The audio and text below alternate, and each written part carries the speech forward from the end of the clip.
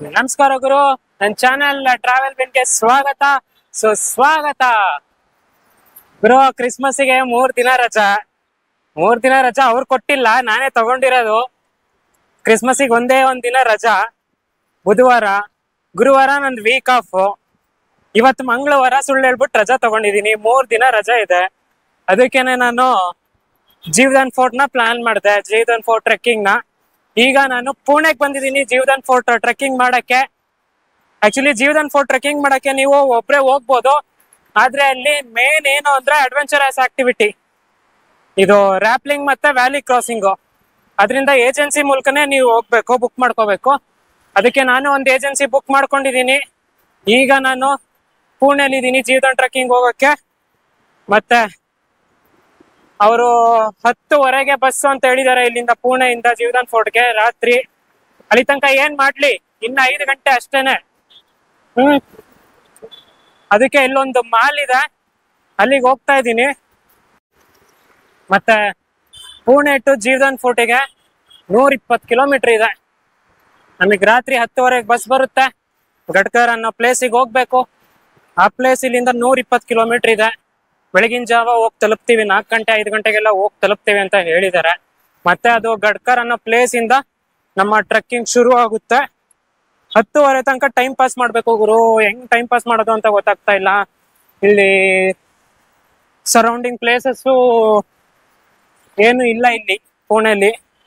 ಇನ್ನೇನ್ ಮಾಲ್ಗಿ ಇಲ್ಲ ಅಂತಾನೆ ನೋಡ್ಕೋಬೇಕು. ಮಾಲಿಗೆ ಹೋಗಿ 10:15 ತನಕ ಆರಾಮಾಗಿ ಟೈಮ್ ಪಾಸ್ ಮಾಡ್ಬೇಕು ಅಷ್ಟೇನೆ.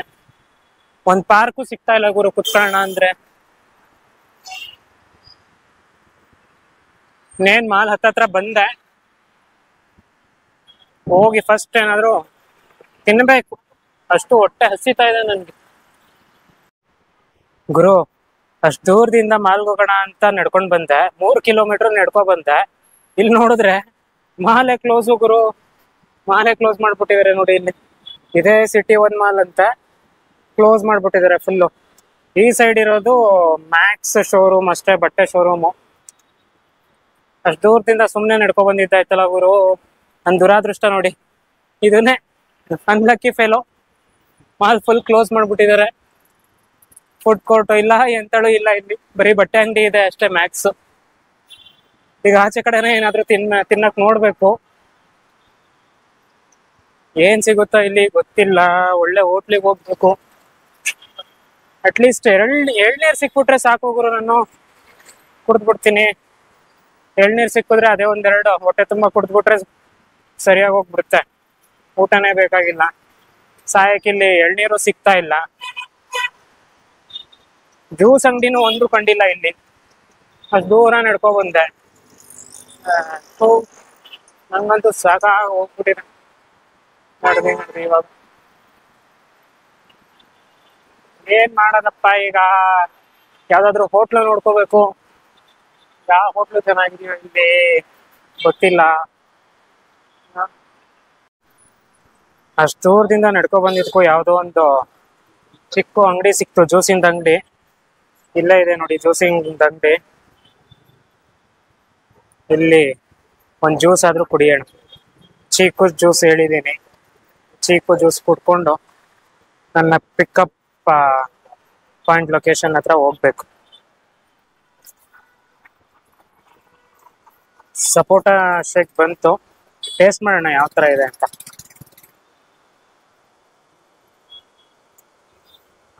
ಸೂಪರ್ ಆಗಿ ಮಾಡವನೆ ಗುರು, ಸಕ್ಕತ್ತಾಗಿದೆ ಸಪೋಟ ಶೇಕು. ಚೆನ್ನಾಗಿ ಮಾಡಿದ್ದಾನೆ, ಸೂಪರ್.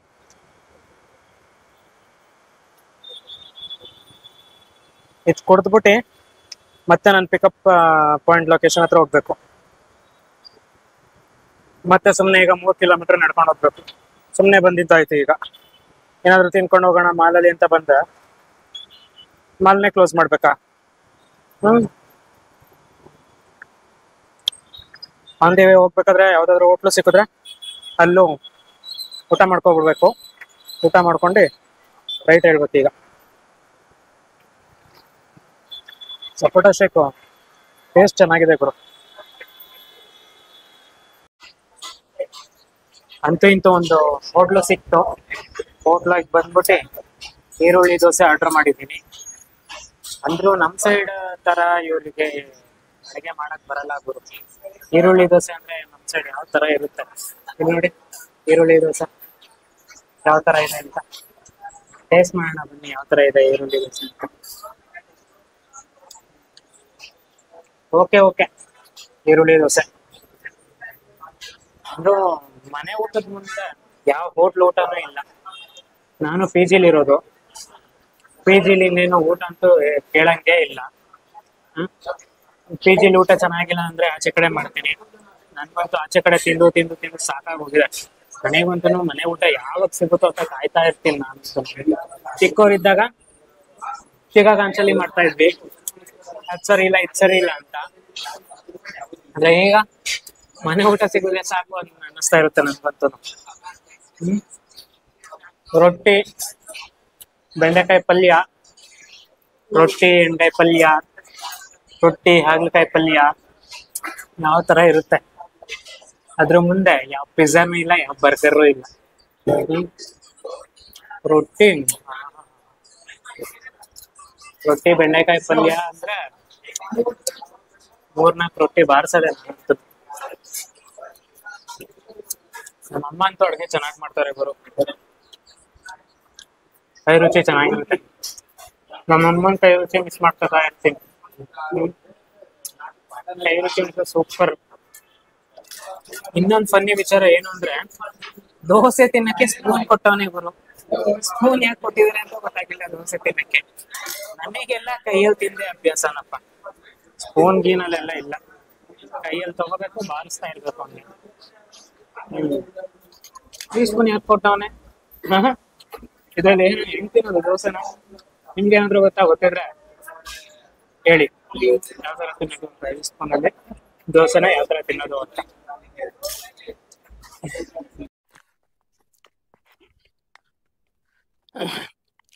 ಶುಭ ಮುಂಜಾನೆ ಎಲ್ರಿಗೂ. ಈಗ ಗಡ್ಕರ್ ಅನ್ನೋ ಪ್ಲೇಸಿಗೆ ಬಂದಿದ್ದೀವಿ. ಗಡ್ಕರ್ ಅನ್ನೋ ಪ್ಲೇಸಿಗೆ ಬಂದು ಫ್ರೆಶ್ ಅಪ್ ಆಗಿ ಈಗ ಟ್ರೆಕ್ಕಿಂಗಿಗೆ ಹೊರಡ್ತಾ ಇದ್ದೀವಿ. ಇದು ಯಾರು ನೈಟ್ ಸ್ಟೇ ಮಾಡಬೇಕು ಅಂದ್ರೆ ಇಲ್ಲಿ ಸ್ಟೇ ಮಾಡ್ಬೋದು. ಟೆಂಟ್ಸ್ ಎಲ್ಲ ಅವೈಲೇಬಲ್ ಇದೆ ಇಲ್ಲಿ. ಟೆಂಟ್ಸು ಮತ್ತು ಊಟ ತಿಂಡಿನೂ ಎಲ್ಲ ಸಿಗುತ್ತೆ ಇಲ್ಲಿ. ಇಲ್ಲೇ ಬೇಕಾದರೆ ಒಂದು ನೈಟ್ ಸ್ಟೇ ಮಾಡ್ಬೋದು ಆರಾಮಾಗಿ ಬಂದು. ನೋಡಿ ಯಾವ ಥರ ಇದೆ ಇದು ಪ್ಲೇಸು, ಚೆನ್ನಾಗಿದೆ ಅಲ್ಲ. ಇಲ್ಲಿ ಟೆಂಟ್ಸು ಅವೈಲೇಬಲ್ ಇದೆ ಮತ್ತು ರೂಮ್ಸು ಎಲ್ಲ ಅವೈಲೇಬಲ್ ಇದೆ. ನೋಡಿ, ನಾವು ಇವತ್ತು ಇಷ್ಟು ಜನ ಟ್ರೆಕ್ಕಿಂಗ್ ಮಾಡ್ತಾ ಇದ್ದೀವಿ. ಇಷ್ಟು ಜನ ಟ್ರೆಕ್ಕಿಂಗ್, ವ್ಯಾಲಿ ಕ್ರಾಸಿಂಗ್, ಗ್ರಾಪ್ಲಿಂಗ್ ಮಾಡ್ತಾ ಇದ್ದೀವಿ ನಮ್ಮ ಟೀಮ್. ಮತ್ತೆ ಈಗ ವಾಟರ್ ಬಾಟಲ್ ಫಿಲ್ ಮಾಡ್ಕೋಬೇಕು, 2 ವಾಟರ್ ಬಾಟಲ್ಲು. ಏನೇನು ಎಕ್ವಿಪ್ಮೆಂಟ್ಸ್ ಎಲ್ಲ ಕೊಡ್ತಾ ಇದ್ದಾರೆ ಅದನ್ನ ನಾವೇ ಕ್ಯಾರಿ ಮಾಡ್ಬೇಕನ್ಸುತ್ತೆ. ನೋಡೋಣ ಏನೇನಿದೆ ಅಂತ. ಈಗ ಟೈಮ್ 6 ಗಂಟೆ. ಇವಾಗೆಲ್ಲ ರೆಡಿಯಾಗಿದ್ದೀವಿ. ಎಕ್ವಿಪ್ಮೆಂಟ್ಸ್ ಎಲ್ಲ ಕೊಟ್ಟಿದ್ದಾರೆ ವ್ಯಾಲಿ ಕ್ರಾಸಿಂಗ್ ಮತ್ತು ರ್ಯಾಪ್ಲಿಂಗಿಗೆ. 6 ಗಂಟೆಗೇ ಕರ್ಕೊಂಡು ಹೋಗ್ತಾ ಇದ್ದಾರೆ. ಬೆಳಕೆ ಇಲ್ಲ ವಿಡಿಯೋ ಮಾಡೋಕ್ಕೆ. ಗಾಡಿ ಬೆಳಕಲ್ಲಿ ವಿಡಿಯೋ ಮಾಡ್ತಾ ಇದ್ದೀನಿ. ಈಗ ನೆಕ್ಸ್ಟು ಈ ಕಡೆ ರೂಟ್ ಇದೆ, ಈ ರೂಟಲ್ಲಿ ಹೋಗಬೇಕು. ಬಟ್ ಬೆಳಕಿಲ್ಲ ವಿಡಿಯೋ ಮಾಡೋಕ್ಕೆ.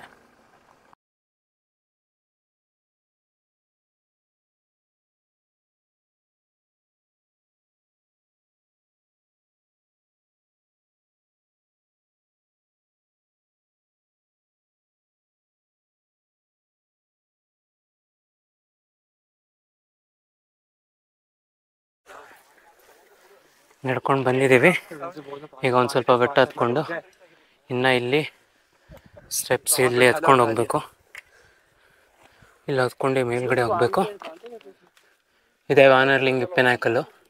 ನಾವು ಈ ಬೆಟ್ಟದಿಂದ ಇಲ್ಲಿಗೆ ಜಿಪ್ ಲೈನ್ ಮಾಡ್ತೀವಿ, ಮತ್ತು ಅಲ್ಲಿಂದ ರ್ಯಾಪ್ಲಿಂಗ್ ಮಾಡಿಕೊಂಡು ಕೆಳಗಡೆ ಬರ್ತೀವಿ. ಕೆಳಗಡೆ ಬಂದು ಇಳಿತೀವಿ. ಯಾವ ಥರ ಇದೆ ನೋಡಿ ವಾನರ್ಲಿಂಗ್ ಪಿನಾಕಲ್. ಈಗ ಕೋಟೆ ಹತ್ತತ್ರ ಬಂದಿದ್ದೀವಿ. ಸ್ಟೆಪ್ಸು ಸಿಕ್ಕಿದೆ. ಮೆಟ್ಲುಗಳು ಹತ್ಕೊಂಡು ಹೋಗ್ತಾ ಇದ್ದೀವಿ. ನೋಡಿ ಇಲ್ಲಿ ಮೆಟ್ಲುಗಳು ಯಾವ ಥರ ಇದೆ ಅಂತ. ಚೆನ್ನಾಗಿದೆ ಫೋರ್ಟ್ ಮಾತ್ರ, ಸೂಪರಾಗಿದೆ. ತಣ್ಣಗೆ ಗಾಳಿ ಬೀಸ್ತಾ ಇದೆ. ಮೆಟ್ಲುಗಳೆಲ್ಲ ದೊಡ್ಡ ದೊಡ್ಡ ಮೆಟ್ಲುಗಳು ಗುರು.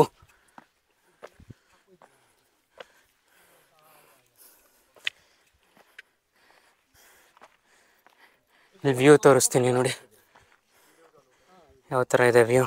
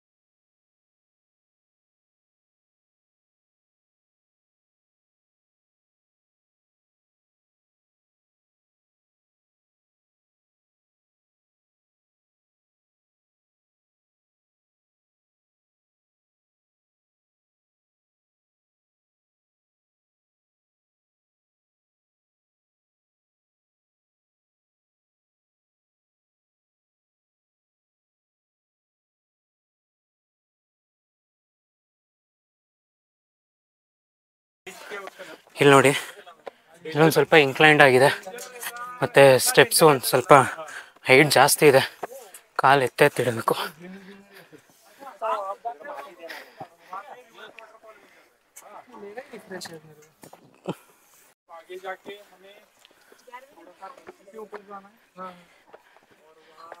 ಸ್ಟೆಪ್ಸ್ ಎಲ್ಲ ಹೈಟ್ ಇದೆ ಗುರು, ಒಂದು ಸ್ವಲ್ಪ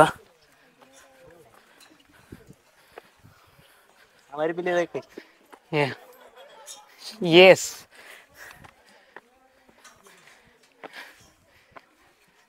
ನೋಡಿ ಎಷ್ಟು ಹೈಟ್ ಇದೆ ಸ್ಟೆಪ್ಸು.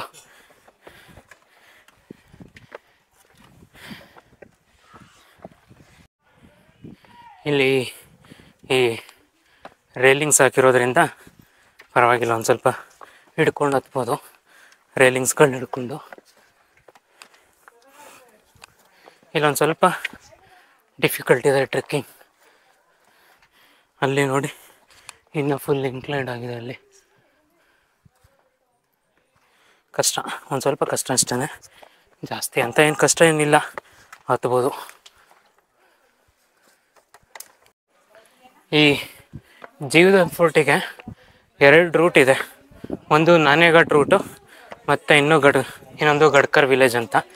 ನಾನೇಘಾಟ್ ರೂಟು ಒಂದು ಸ್ವಲ್ಪ ದಾರಿ ತಪ್ಪೋದು ಜಾಸ್ತಿ ಅಂತ ಅಲ್ಲಿ ಯಾರೂ ಹೋಗಲ್ಲ, ಕಡಿಮೆ ಹೋಗ್ತಾರೆ, ಗೊತ್ತಿರೋರು ಮಾತ್ರ ಹೋಗ್ತಾರೆ ಆ ರೂಟಲ್ಲಿ, ಇನ್ನೆಲ್ಲ ಗಡ್ಕರ್ ವಿಲೇಜಿಂದನೇ ಬಂದುಬಿಡ್ತಾರೆ.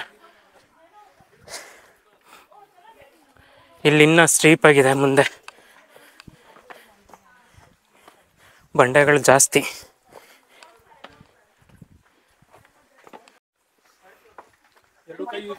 ಹಾಂ ಹಾಂ ಹಾಂ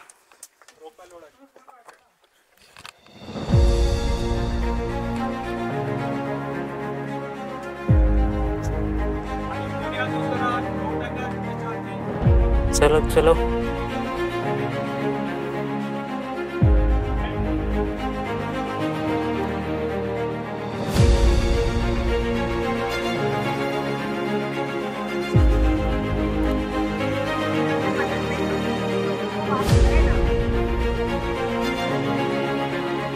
ತುಂಬಾನೇ ಕಷ್ಟ ಇದೆ ಇಲ್ಲಿ, ರೋಪ್ ಹಿಡ್ಕೊಳ್ಳೇಬೇಕು ಒಂದು ಕೈಯಲ್ಲಿ. ನೋಡಿ ಎಷ್ಟು ಕಷ್ಟಪಡ್ತಾ ಇದ್ದಾರೆ ಅಂತ. ಸ್ಟೀಪ್ ಆಗಿದೆ ತುಂಬ.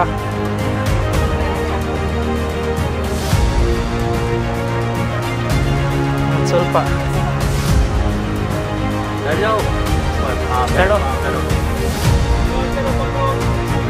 बॉडी का प्रेशर आगे रखो. हाँ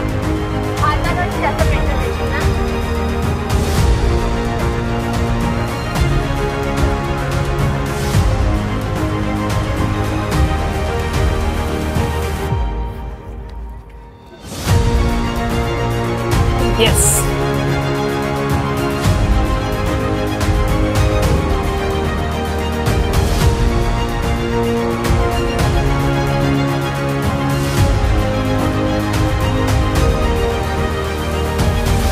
ಈಗ ನೋಡ್ತಾ ಇದ್ದೀವಲ್ಲ, ಇದು ಈ ಕೋಟೆ ಹೆಬ್ಬಾಗಿಲು, ಕಲ್ಯಾಣ್ ದರ್ವಾಜ ಅಂತ ಕರೀತಾರೆ. ಮತ್ತು ಇಲ್ಲಿ ಕಳಸದು ಚಿತ್ರನೂ ಇದೆ, ಕಳಸ ಚಿತ್ರ ಮತ್ತು ಮೇಲ್ಗಡೆ ಗಣಪತಿ ಮೂರ್ತಿ ಚಿತ್ರನೂ ಇದೆ, ಬಟ್ ಅದು ಕಾಣಿಸ್ತಾ ಇಲ್ಲ. ಮತ್ತು ಇದನ್ನ ಶಿವಾಜಿ ಮಹಾರಾಜರು ಈ ಕೋಟೆನ ಜೀರ್ಣೋದ್ಧಾರ ಮಾಡಿದ್ರು ಅಂತಲೂ ಹೇಳ್ತಾರೆ. ಈ ಕೋಟೆ ಬಾಗಿಲು ನೋಡಿ ಯಾವ ಥರ ಇದೆ.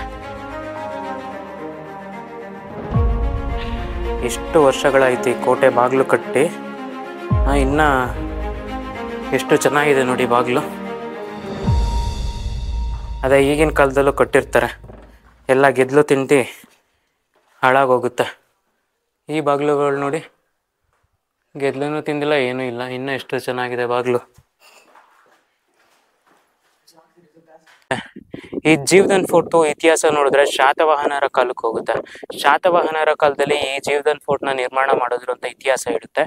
ಆಗಿನ ಕಾಲದಲ್ಲಿ, ಶಾತವಾಹನರ ಕಾಲದಲ್ಲಿ ಸಮುದ್ರ ಮಾರ್ಗವಾಗಿ ಬಂದಂತಹ ಯಾವುದೇ ಸರಕುಗಳನ್ನ ಸಿಟಿಗೆ ಸಾಗಣೆ ಮಾಡಬೇಕಾದ್ರೆ ಇಲ್ಲೇ ಒಂದು ನಾನೆಘಾಟ್ ಅಂತ ಪಾಸ್ ಇದೆ. ಆ ನಾನೆಘಾಟ್ ಪಾಸಲ್ಲಿ ಏನು ಮಾಡ್ತಾಯಿದ್ರು ಅಂದರೆ ಸುಂಕನ ಕಟ್ಟಿಸ್ಕೊಳ್ತಾ ಇದ್ರಂತೆ. ಈಗ ಟೋಲ್ ಎಲ್ಲ ಕಟ್ಟಲ್ವಾ, ಅದೇ ಥರ ಹಿಂದಿನ ಕಾಲದಲ್ಲೂ ಸುಂಕ ಕಟ್ಟಿಸ್ಕೊಳ್ತಾ ಇದ್ರು ಆ ನಾನೆಘಾಟ್ ಪಾಸಲ್ಲಿ. ಆ ನಾನೆಘಾಟ್ ಪಾಸ್ನ ಶತ್ರುಗಳಿಂದ ರಕ್ಷಣೆ ಮಾಡೋಕ್ಕೆ ಈ ಭದ್ರವಾದ ಕೋಟೆನ ಇಲ್ಲಿ ನಿರ್ಮಾಣ ಮಾಡಿದ್ರು ಅಂತ ಹೇಳುತ್ತೆ ಇತಿಹಾಸ. ಮತ್ತು ಇಲ್ಲಿ ಕಾಣಿಸ್ತಾ ಇದೆಯಲ್ಲ, ಇದೇ ನಾನೆಘಾಟ್ ಪಾಸು. ಇದು ಏನಕ್ಕೆ ಈ ಕೋಟೆನ ಇಲ್ಲೇ ಕಟ್ಟಿದ್ರು ಅಂದರೆ ಫುಲ್ಲು ಸುತ್ತನೂ ಬಯಲು ಇಲ್ಲಿ. ಅದರಿಂದ ಶತ್ರುಗಳನ್ನ ಈಸಿಯಾಗಿ ಫೈಂಡ್ ಔಟ್ ಮಾಡೋಕ್ಕಾಗುತ್ತೆ ಅಂತ ಈ ಕೋಟೆನ ಇಲ್ಲಿ ಕಟ್ಟಿದ್ದಾರೆ ಅಂತ ಹೇಳುತ್ತೆ ಇತಿಹಾಸ.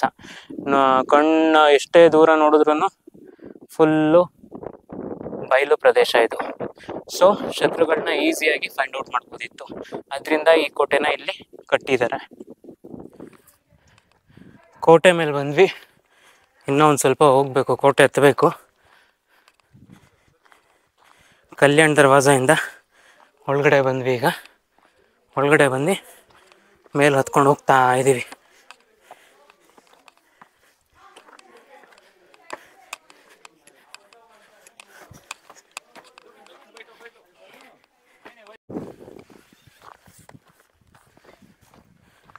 ಫೈನಲಿ ವ್ಯಾಲಿ ಕ್ರಾಸಿಂಗ್ ಹತ್ರ ರೀಚ್ ಆಗಿದ್ದೀವಿ. ಈಗ ಕೋಟೆ ಹತ್ತಾಯಿತು. ಈಗ ವ್ಯಾಲಿ ಕ್ರಾಸ್ ಮಾಡಿ ರ್ಯಾಪ್ಲಿಂಗ್ ಮಾಡಬೇಕು. Yes, we did it.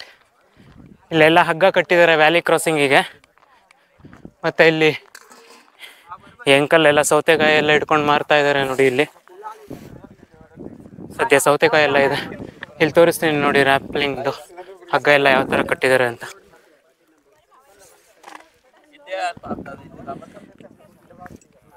ನೋಡಿ ಯಾವ ಥರ ಹಗ್ಗ ಕಟ್ಟಿದ್ದಾರೆ ಇಲ್ಲಿ. ಇವರೆಲ್ಲ ಫುಲ್ ಎಕ್ಸ್ಪೀರಿಯನ್ಸ್ಡ್ ಮೆಂಬರ್ಸು.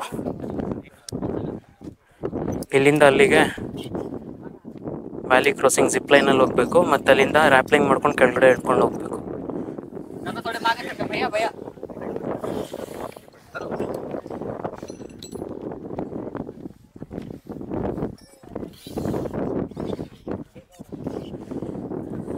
तो बॉडी वेट पूरा प्रॉपर पीछे होना चाहिए, नी आपके सीधे होने चाहिए, पैर ऐसे आपको ऐसे पीछे जाना, इतना उतरना है। ये रैपलिंग करने के लिए आप एकदम इजीली जा सकते हैं। अगर आपका ये पोजीशन होगा तो आप एकदम इजीली जा सकते हैं। दूरी वक्त सोचता है, आपको एडिशनल सेफ्टी भी होगा। अभी ये सिंगल रोप है, आपको वहाँ पे एक पीले रोप भी होगा जो आपको ऊपर से एडिशनल सेफ्टी रहेगा। समझो आपके हाथ से अगर ये रोप छूट जाता है, आप गिर जाते हैं, तो भी आपको डरने का जरूरत नहीं है। दोनों हाथ भी आपके छूट जाते हैं तो भी आपको डरने का जरूरत नहीं है। ऊपर जो बिलेर है वो आपको लॉक करके रखेगा, इसलिए ये बात ध्यान में रखने की। ये पोजीशन आपका होना चाहिए। ओके, और कुछ डाउट है? अच्छा, ये गलती से अगर पकड़ लिया तो नीचे नहीं जाएंगे, वहीं अटक जाएंगे, राइट? आप अगर इसको ऐसे लॉक कर नहीं, इसको अगर जैसे सपोज ऐसा हुआ कि हाथ छूट गया और अगर बैलेंस करने के लिए अगर इसको पकड़ लिया तो क्या होगा? ये बैलेंस के लिए सो ये पकड़ सकते हैं दूसरे हाथ से? आपको पकड़ के ही चलना है। इसको मतलब लेफ्ट से पकड़ना है, उसको राइट से छोड़ना है, पकड़ना है। ओके, लेफ्ट हैंड पकड़ना है, हाँ, इसको सिर्फ बैलेंस के लिए पकड़ना है। Right, okay. छोड़ भी देते हैं तो भी इसका कुछ फर्क नहीं पड़ने वाला, लेकिन आपको बैलेंस के लिए इसको पकड़ना है और थोड़ा हल्के से पकड़ना है। अच्छा, ताकि वो ऐसे हाँ नीचे होता है।